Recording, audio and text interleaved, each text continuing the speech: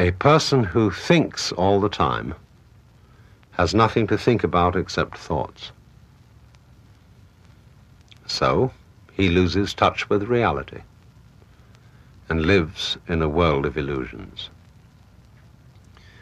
By thoughts, I mean specifically chatter in the skull, perpetual and compulsive repetition of words, of reckoning and calculating. I'm not saying that thinking is bad. Like everything else, it's useful in moderation. A good servant, but a bad master. And all so-called civilized peoples have increasingly become crazy and self-destructive because through excessive thinking they have lost touch with reality. That's to say, we confuse signs, words, numbers, symbols, and ideas with the real world.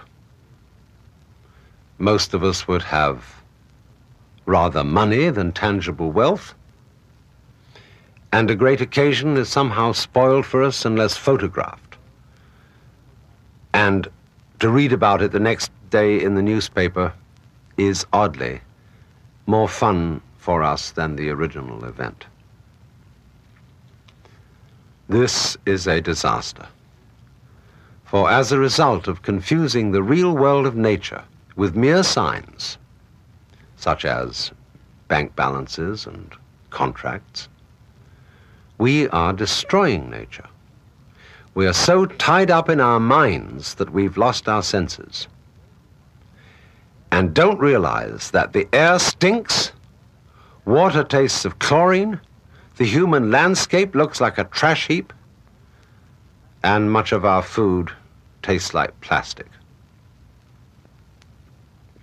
Time to wake up. What is reality? Obviously, no one can say because it isn't words. It isn't material, that's just an idea. It isn't spiritual, that's also an idea, a symbol. Reality is this.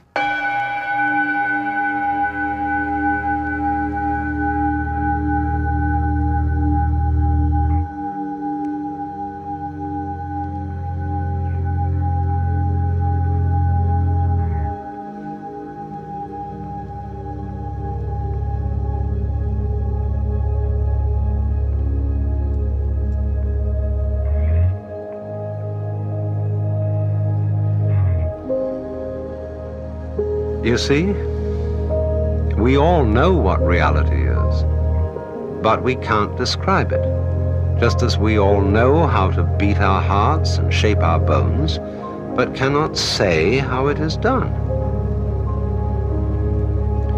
To get in touch with reality, there is an art of meditation, of what is called yoga or jhana in India, Chan in China, and Zen in Japan. It is the art of temporarily silencing the mind, of stopping the chatter in the skull. Of course, you can't force your mind to be silent. That would be like trying to smooth ripples in water with a flat iron. Water becomes clear and calm only when left alone. So, will you try an experiment with me? Simply close your eyes and allow your ears to hear all sounds around you. Don't try to name or identify these sounds. Just hear them as you would listen to music, as when you hear a flute or a guitar, without asking what it means.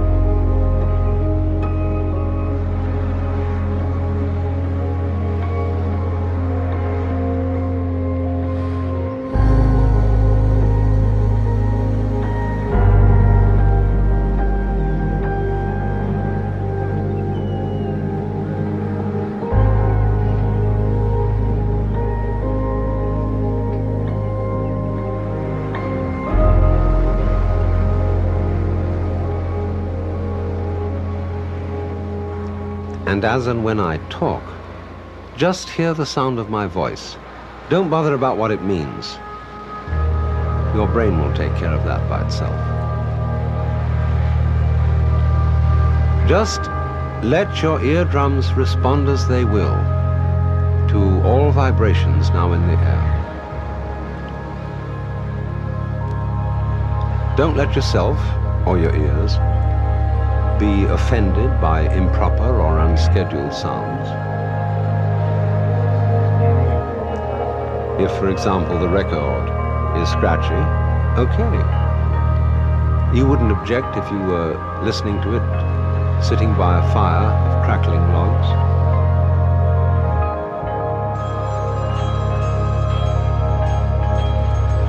Let 'em ring.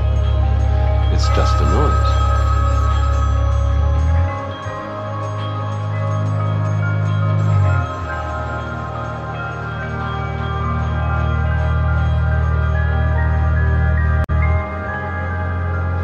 Keep your tongue relaxed, floating easily in the lower jaw. Also stop frowning.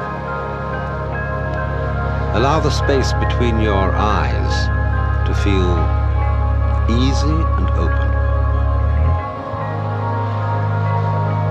And just let the vibrations in the air play with your ears.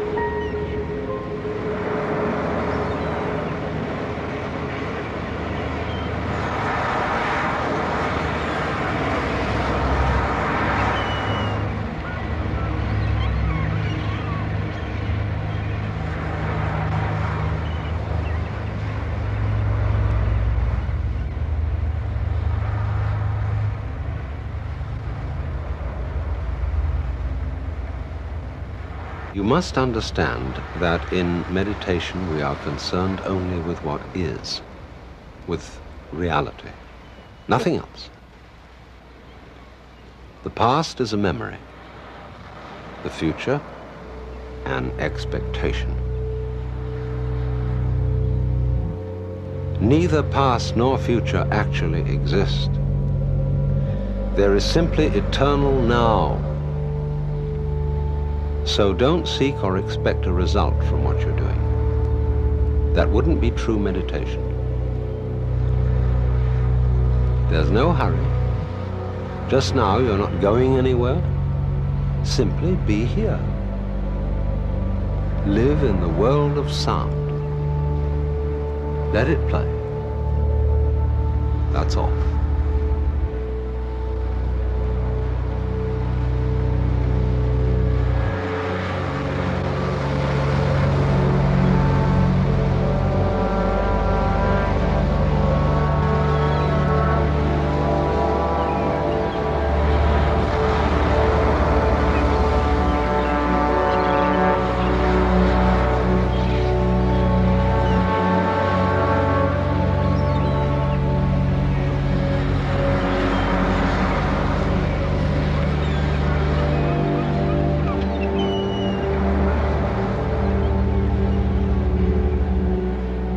In the world of pure sound, can you actually hear anyone who is listening?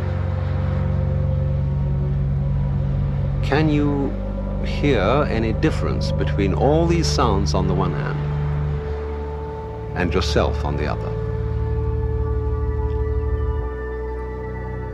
Naturally, we use techniques and gimmicks to help the thinking mind to become silent, and one of them is the gong. It is a sound at once pleasing and compelling. It absorbs attention. But watch what happens when it fades out.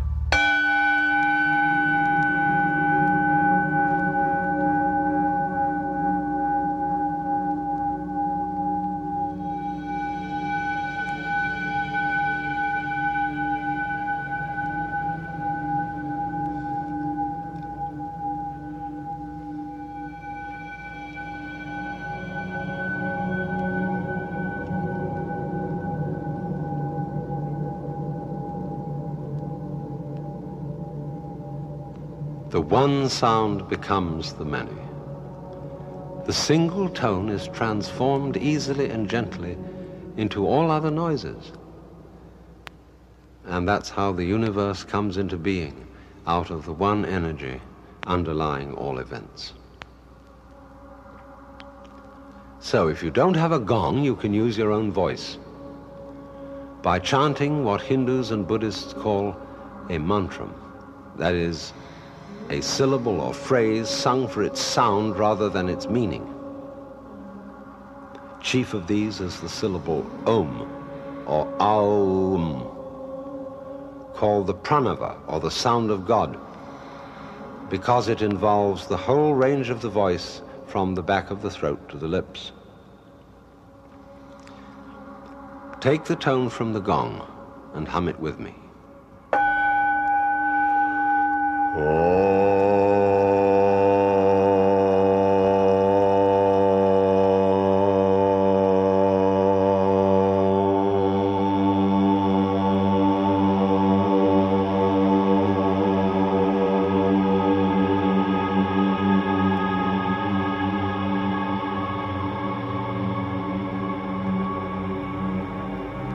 Now you can hear all sounds as Om. They're all at some point in the total range of sound, from the back of the throat to the lips, making a spectrum of sound as all colors are originally one white light. But don't ask what the sound is or what it means. Just hear it and dig it. Hum with me again.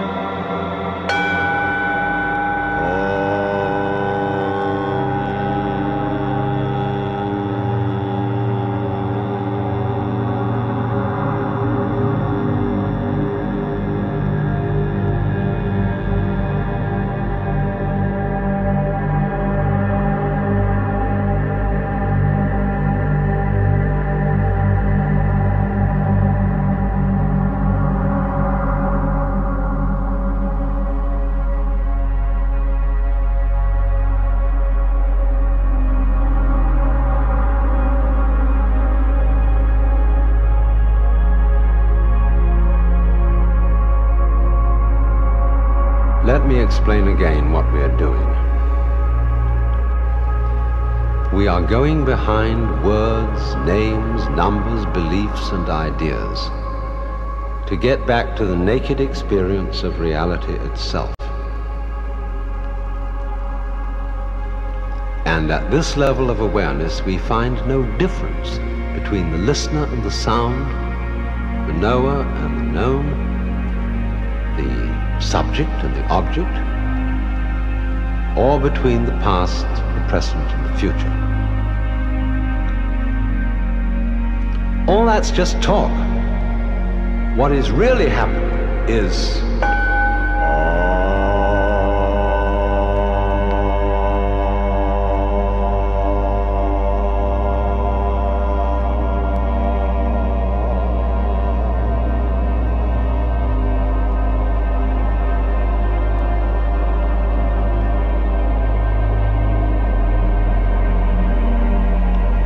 wonder how I can keep the sound going for so long a time.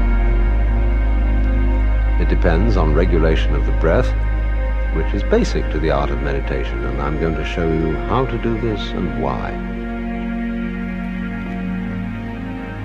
To begin with,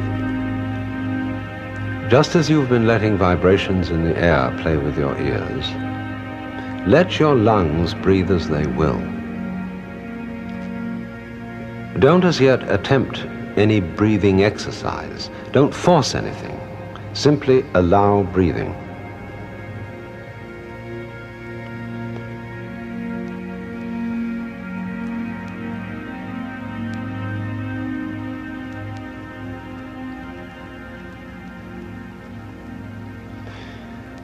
Now, is this breathing a voluntary or involuntary action?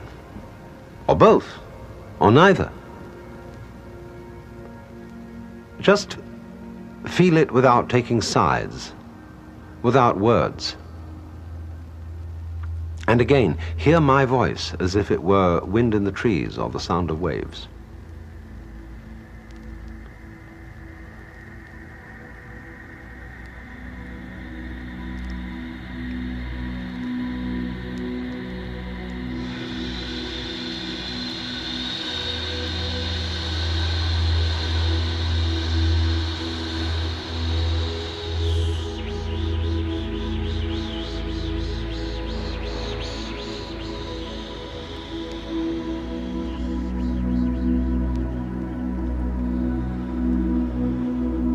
Most of us are short of breath. We never really empty our lungs.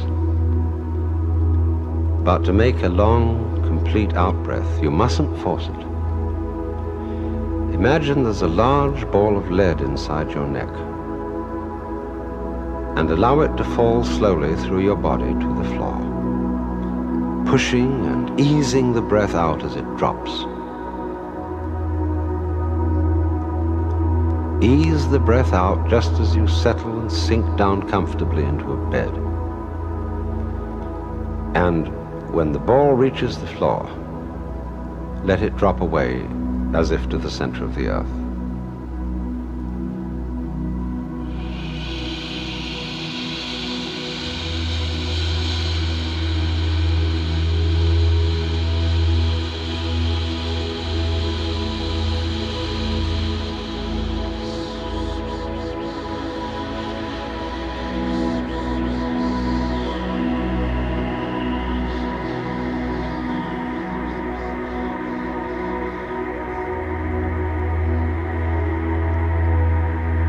Then let the breath come back in as a reflex without pulling it. And then imagine another ball of lead in the neck. And again, let it fall out, long and easy.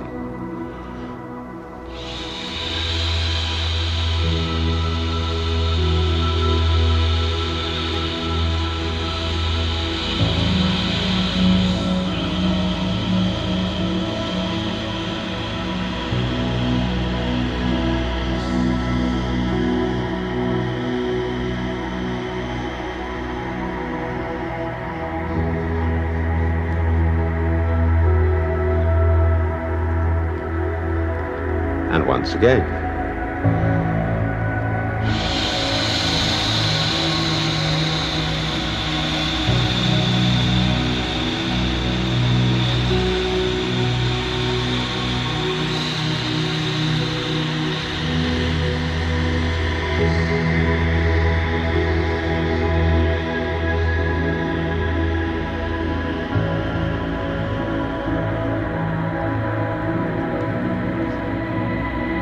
Now, do you see what's happening? You are generating a great deal of energy without trying or forcing. Two things seem to be happening at once. First, the outflow of breath is simply falling, happening all by itself. Second, it's under perfect control. So from this practice, you learn to experience, to realize that what happens to you and what you do are one and the same process. There is no real separation between one thing called you and another quite different thing called the universe. When you stop talking and naming, they're quite obviously one. So again, let your breath fall easily out.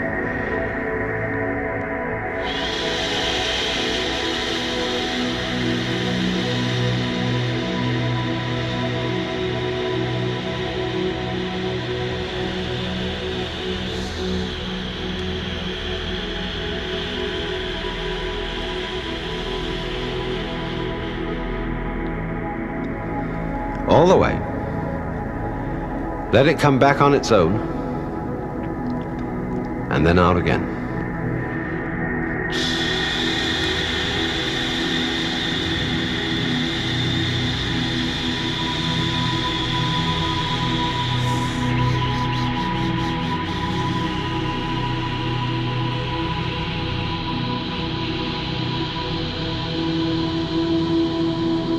And now let's put the sound R on the next outflow.